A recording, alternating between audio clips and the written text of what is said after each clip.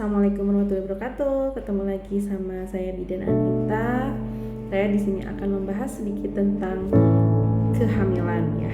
Nah, di sini di kehamilan ini saya akan membahas tentang normal atau bahaya. Jangan sampai kalian salah. Oke? Nah, untuk tanda-tandanya sendiri nanti kita akan bahas.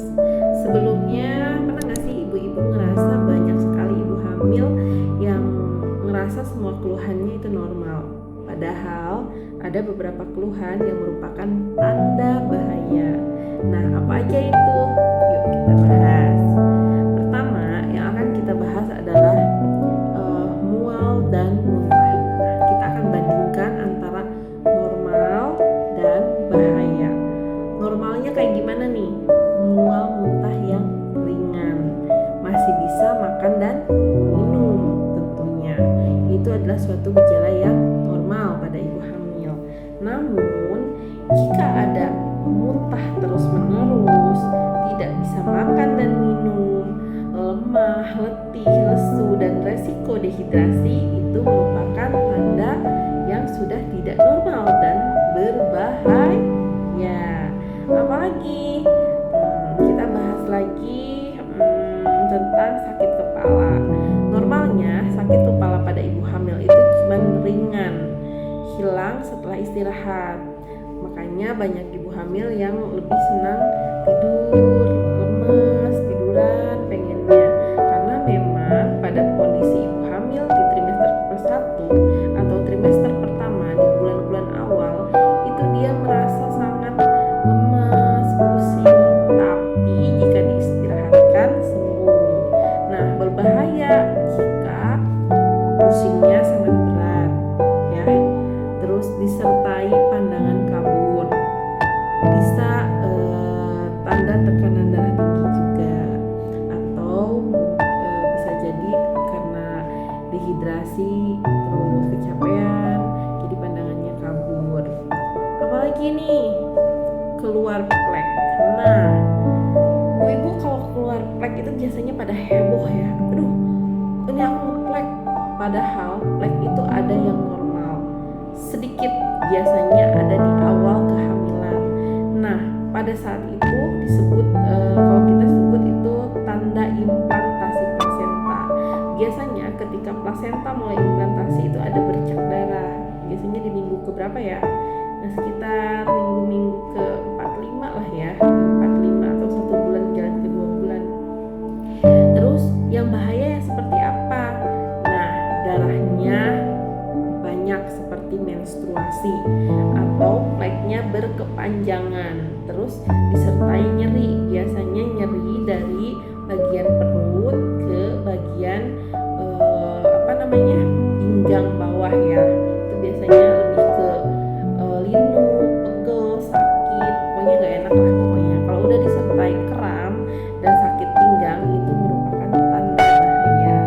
Nah, apalagi bengkak. Ini kita akan bahas ke loncat nih ke trimester 3. Normalnya bengkak di kaki itu seperti apa sih? Biasanya bengkaknya cuma ringan. Jadi lebih ke kayak yang pegel rasanya. Emang ada bengkak tapi sedikit, dan itu biasanya ada di sore hari. Nah, berbahaya apabila bengkak di bagian kaki, tiba-tiba di wajah, di tangan, terus disertai dengan hipertensi, apalagi dengan pemeriksaan laboratorium yang menyatakan protein urinnya tinggi. Nah, itu merupakan tanda bahaya. Jadi ketika ada tanda-tanda tersebut harus segera ke tenaga kesehatan. Tapi memang kalau protein urin itu udah di pemeriksaan tenaga kesehatan ya Bu ya. Lebihnya kayak bengkak-bengkak ringan aja mungkin ya, gejala yang umum kelihatannya. Nah, sekarang apa lagi? Kita beralih ke gerakan bayi.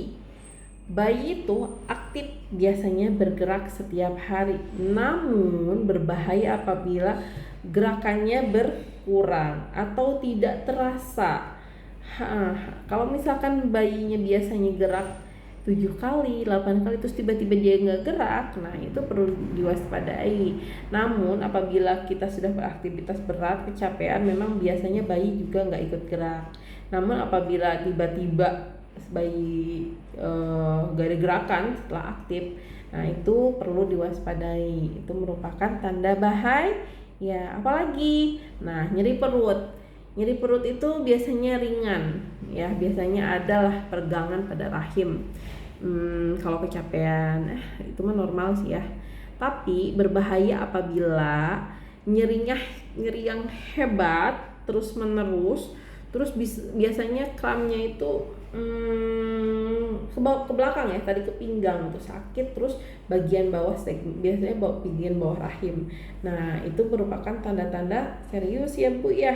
Apalagi kalau itu adanya di trimester 1 atau di trimester 2 yang masih jauh ke tanggal tafsiran persalinan. Nah sekarang apalagi nih? Apalagi ya, udah kayaknya itu aja ya. Terus biasanya kalau kamu mengalami tanda bahaya, jangan ditunggu, jangan tunggu dirasakan senah mengcek bahasa Sunda namanya. Tunggu ya, ditunggu dulu deh sebentar. Jangan segera periksa ke tenaga kesehatan. Kenapa? Karena sudah ada tanda bahaya dan IS normal yang barusan saya ceritakan ya. Jadi sudah bisa membedakan antara mana yang normal, mana yang berbahaya. Nah, ibu-ibu pernah nggak ngalamin apa yang saya bicarakan tadi? Pasti ada lah ya, pasti ada ngalamin. Kalau yang udah pernah hamil pasti ngalamin. Nah, jadi ibu-ibu tidak semua keluhan saat hamil itu normal. Jadi kita harus mengenali perbedaan supaya ibu dan bayi tetap aman. Jangan ragu, periksa jika ada tanda bahaya. Oke. Terima kasih. Nanti kita akan ketemu lagi dan ngebahas beberapa teori ataupun mitos-mitos tentang kehamilan, persalinan yang berbau kebidanan ya guys. Guys, salah, ibu-ibu ya, ibu-ibu. Terima kasih sudah menyimak sampai akhir. Sampai jumpa di sesi berikutnya. Assalamualaikum warahmatullahi wabarakatuh.